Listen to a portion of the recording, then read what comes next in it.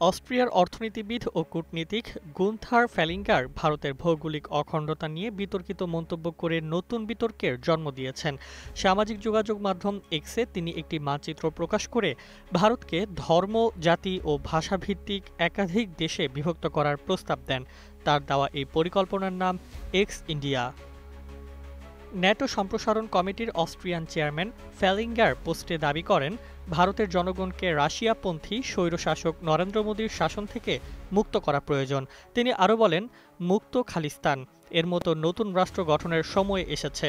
ফ্যালিঙ্গার দাবি করেন, এ বিষয়ে তিনি শিখ নেতাদের সঙ্গেও আলোচনা করেছেন। প্রকাশিত মানচিত্রে পাঞ্জাব, কাশ্মীর, দিল্লি, উত্তরপ্রদেশ ও রাজস্থান সহ উত্তর ও উত্তর পশ্চিম ভারতের রাজ্যগুলোকে খালিস্তান নামে চিহ্নিত করা হয়েছে। পাশাপাশি মহারাষ্ট্র, গুজরাট, বিহার, অন্ধ্রপ্রদেশ, পশ্চিমবঙ্গ, দক্ষিণ ভারত ও উত্তর পূর্বাঞ্চলকে আলাদা আলাদা রাষ্ট্র হিসেবে দেখানো হয়েছে। এই প্রস্তাব ভারতের রাজনৈতিক অঙ্গনে তীব্র প্রতিক্রিয়া সৃষ্টি করেছে। দিল্লি একে অযাচিত হস্তক্ষেপ বলে নিন্দা করেছে। বিশ্লেষকরা মনে করছেন, ফ্যালিঙ্গারের মন্তব্য শুধু কূটনৈতিক অস্বস্তি নয়, বরং আঞ্চলিক স্থিতিশীলতার জন্য বিপজ্জনক বার্তা বহন করছে। তবে ভারতের উত্তর পূর্বাঞ্চল, যা সেভেন সিস্টার্স নামে পরিচিত, সেখানে ফ্যালিঙ্গারের বক্তব্যকে ভিন্ন চোখে দেখা হচ্ছে।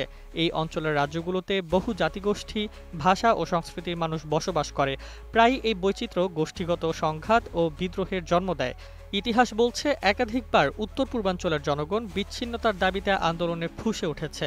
ফলে যারা দীর্ঘদিন ধরে জাতিগত বা ভাষাগত বৈষম্যের শিকার বলে মনে করেন, তারা ফ্যালিঙ্গারের প্রস্তাবে প্রকাশ্যে বা গোপনে সমর্থন দিচ্ছেন।